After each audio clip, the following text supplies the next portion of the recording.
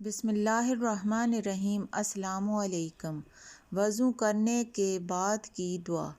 وضو سے فارغ ہو کر یہ دعا پڑھیں۔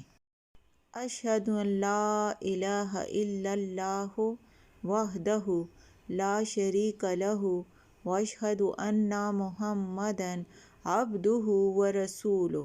اللہم اجعلنی من التوابین واجعلنی من المتطہرین۔ ترجمہ: میں گواہی دیتا ہوں کہ اللہ کے سوا کوئی معبود نہیں ہے، وہ تنہا ہے، اس کو کوئی شریک نہیں ہے، اور میں گواہی دیتا ہوں کہ محمد صلی اللہ علیہ وآلہ وسلم اللہ کے بندے اور اس کے رسول ہیں۔ اے اللہ، آپ مجھے بہت توبہ کرنے والوں میں اور بہت پاک رہنے والوں میں شامل فرما۔ یہ دعا پڑھتے ہوئے نگاہ آسمان کی طرف کرنا بھی روایات سے ثابت ہے۔